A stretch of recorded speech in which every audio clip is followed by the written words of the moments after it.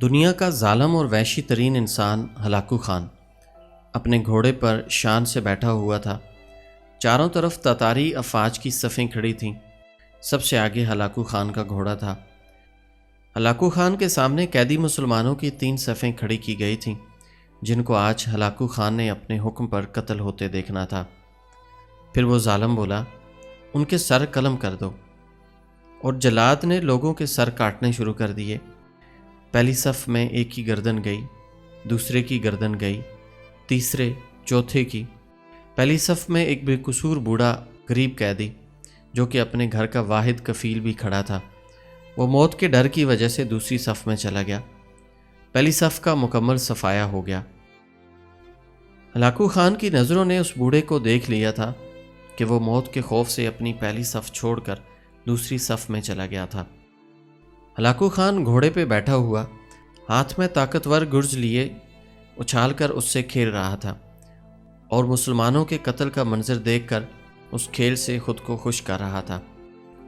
جلادوں نے دوسری صف پر تلوار کا وار شروع کیا۔ گردنیں آن کی آن میں گرنے لگیں۔ جلاد تلوار چلا رہے تھے اور خون کے فوارے اچھل اچھل کر زمین پر گر رہے تھے۔ اس بوڑھے بابا نے جب دیکھا کہ دوسری صف کے لوگوں کی گردنیں کٹ کر اس کی باری بہت جلد آنے والی ہے، تو وہ بھاگ کر تیسری صف میں کھڑا ہو گیا۔ ہلاکو خان کی نظریں بوڑھے پر جمی ہوئی تھیں کہ اب تو تیسری صف آخری ہے، اس کے بعد یہ کہاں چھپنے کی کوشش کرے گا؟ اس بے وقوف بڈھے کو میری تلوار سے کون بچا سکتا ہے؟ میں نے لاکھوں انسان مار دیے، تو یہ کب تک بچے گا؟ تیسری صف پہ جلادوں کی تلوار بجلی بن کر گر رہی تھی۔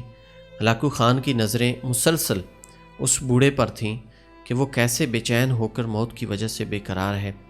تیسری صف کے انسانوں کی گردنیں گر رہی تھیں۔ جلاد بجلی کی سی تیزی سے اس بوڑھے بابا کو پہنچا تو ہلاکو خان کی آواز گونجی، رک جاؤ، اس کو ابھی کچھ نہ کہو۔ بابا بتا۔ پہلی صف سے دوسری صف میں بھاگ آیا، جب وہ ختم ہوئی تو تیسری صف میں بھاگ آیا۔ بابا اب بتا، پیچھے تو کوئی اور صف نہیں، اب تو بھاگ کے کہاں جائے گا؟ اب تجھے مجھ سے کون بچائے گا؟ اس بوڑھے نے آسمان کی طرف دیکھا اور کہا، میں نے پہلی صف کو اس لیے چھوڑا کہ شاید دوسرے میں بچ جاؤں، لیکن موت وہاں بھی آ پہنچی۔ پھر میں دوسری صف کو چھوڑ دیا کہ شاید تیسری میں بچ جاؤں۔ ہلاکو نے گرز کو ہاتھ میں اچھالتے ہوئے کہا، بابا کیسی خام خیالی ہے، یہ کیسی بیکی باتیں کر رہے ہو؟ بھلا تمہیں میری تلوار سے بھی کوئی بچا سکتا ہے؟ بوڑھے مسلمان نے زمین و آسمان کی ہر چیز کے مالک اس وحدہ لا شریک رب پر بے انتہا یقین کے ساتھ کہا، وہ اوپر والی ذات اگر چاہے تو کچھ بھی ہو سکتا ہے، اور اگر وہ چاہے تو مجھے تجھ سے بچا سکتا ہے۔ کیسے بچا سکتا ہے؟ ہلاکو خان نے اتنے تکبر میں آ کے کہا کہ اس کے ہاتھ سے گرز گر پڑا۔ ہلاکو خان چابک دست ہوشیار جنگجو اور چالاک انسان تھا۔ ہلاکو خان گھوڑے کے اوپر بیٹھے بیٹھے گرے ہوئے گرز کو اٹھانے کے لیے خود کو جھکایا کہ زمین پر گرنے سے پہلے وہ اسے ہوا میں ہی پکڑ لے۔ اسی کوشش میں ہلاکو خان کا ایک پاؤں رکاب سے نکلا اور وہ اپنے گھوڑے سے نیچے گر پڑا، جبکہ دوسرا پاؤں رکاب میں ہی پھنس گیا۔ ہلاکو خان کا گھوڑا اتنا ڈر گیا کہ وہ بھاگ نکلا۔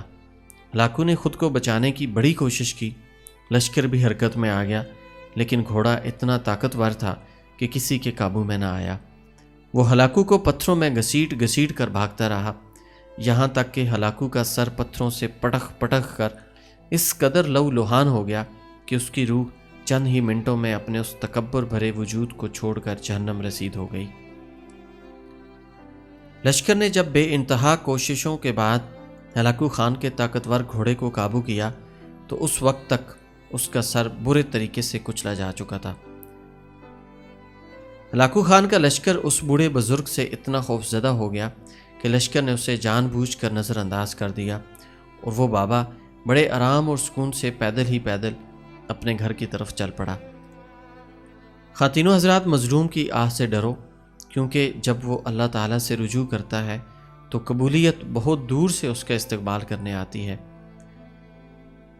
یہ تحریر تمام اہل ایمان، خصوصاً قانون اور انصاف کے رکھوالوں کے لیے ہے۔ اللہ اکبر۔ سبحان اللہ و بحمدہ سبحان اللہ العظیم۔ اگر آپ کو یہ ویڈیو پسند آئے تو اس کو شیئر ضرور کیجیے گا، ہو سکتا ہے آپ کے ایک شیئر سے یہ بات کسی کے دل میں اتر جائے۔